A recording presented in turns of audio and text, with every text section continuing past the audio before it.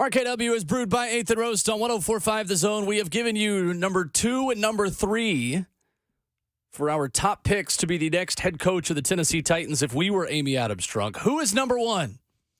We will start with Ramon Foster. Hey. Here we go. Number 1 for me, man. It's probably a name you will not know and off the beaten path, but apparently has some stuff behind him. Dave Canales, the Buccaneers offensive coordinator, 42 years old. Has been around the league for a little while also. Got Baker over 4,000 yards. If I'm not mistaken and I read it right, Baker has had his highest career highs of passing yards, which he went over 4,000, passing touchdown, and was on pace as of week 18 as far as his completion percentage, 64.4% for Baker, okay, with a 95.9 passer rating. He's been to Seattle. He's coached Russ. He's a one of those young minds in the league that you don't know about yet, but you understand that they're on their way up. And on top of that, coming from the Bucs, he would probably bring some defensive-minded guys with him also being under Todd Bowles. He understands it. And not just that, the ability to distribute the ball to wide receivers like Mike Evans, Chris Godwin, and also tight end Cade Otton, who this year had 455 yards. So we talk about the incorporation of the tight ends here and what you're capable of. Name you know? Probably not, but a strong candidate for a head coach at some point in time. At 42 years old, I got Dave Canales as my number 1 pick as far as trying to move this franchise into a different era. I like that one, Ramon. I'm going to go with Brian Callahan. And yesterday I reached out, obviously the OC for the Cincinnati Bengals, who have been overall a thorn in the Titans' side. Clearly, I want to make this clear that the play calling duties are technically Zach Taylor's. However, I reached out to a guy who is in the league and is close to the situation yesterday about Callahan when he emerged as a possible candidate. And he did say that he is heavily involved in the game planning throughout the week. He specializes also in red zone, 2-minute drill situations when it comes to this offense, but he's very, very involved. Brian Callahan comes from a coaching family. His dad is Bill Callahan, who is still a offensive line coach in Cleveland. If you want an offensive line minded anything, there we go. If he has any connections in terms of coaches in the league, I feel like Brian Callahan will have that. He's young. He's 39, but he has cut his teeth in this business. He's been everywhere. I mean, he went to one of the best high schools in De La Salle in California. He's been with the Denver Broncos. He's been with the Detroit Lions, the Oakland Raiders, been with Zach Taylor's staff, though, for 5 years. And they've been able to keep him because I think he's a smart guy. I think he sticks around to know when is my time. Mm-hmm. And this could be the time. I've been told he's a really smart, methodical guy who has a presence about him.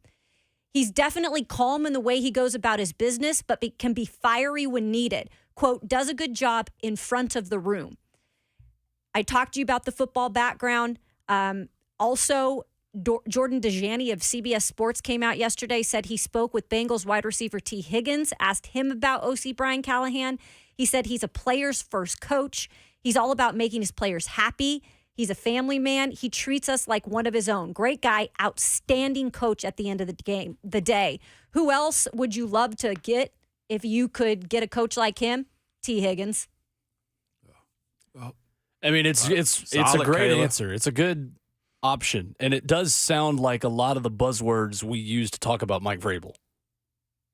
Focused on the line, leader of men, players coach. Heck, you want to bring T. Higgins back to the state where you played high school football. That's a good way to do it.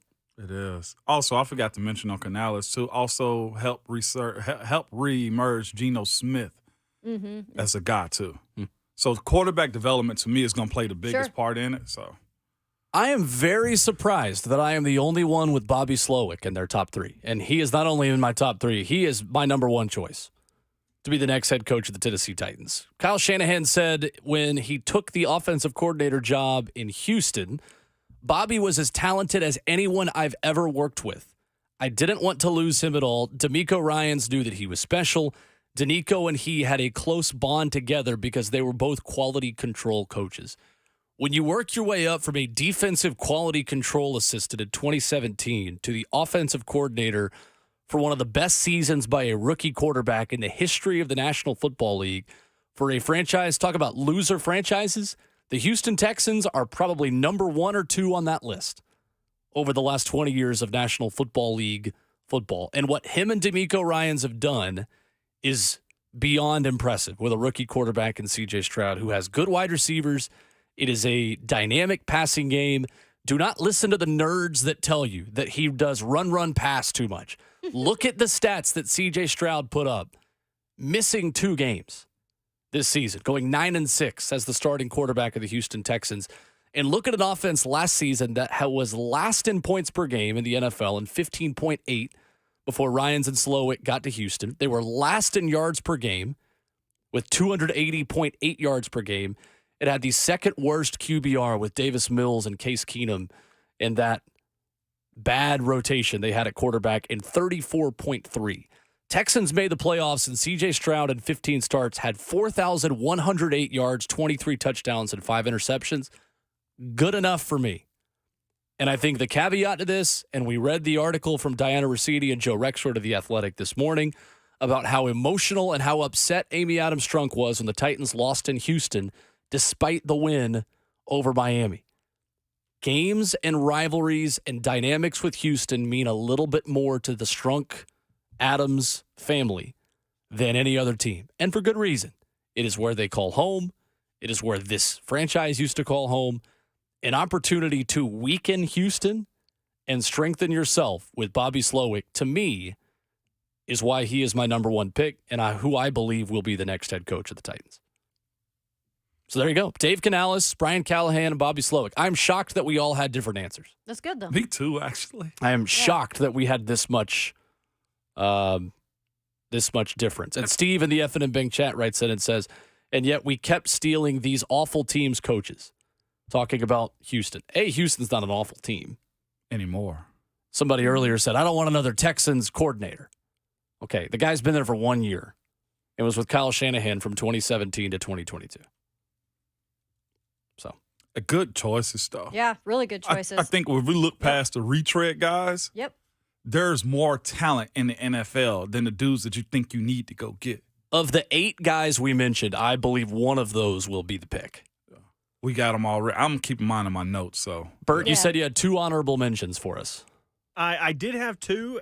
Kayla took one of them, Mike McDonald. Really big fan. He'll be 37 by the time the season starts next year. My other one was Kellen Moore, who kind of got the short end of the stick in Los Angeles this year with Justin Herbert going down with the injury. They were 21st in points. Not going to hold that against him. What it was impressive for me, in 4 seasons as the offensive coordinator for Dallas, Kellen Moore's unit ranked 2nd in the NFL in total offense, 391 yards per game, and 2nd in scoring, 27.7 points a game. Dallas's offense had the 4th best passing offense with 264 yards per game and ranked 7th in rushing with 120 yards per game over that span. So a multiversed young coach who understands the importance of the run game but can also sling it all over the field. I think Kellen Moore got the short end of the stick in both Dallas and Los Angeles. Probably needs to go somewhere else and prove himself as offensive coordinator for longer, but a young dude that probably deserves a look. I think the only place he's interviewed at was he was the internal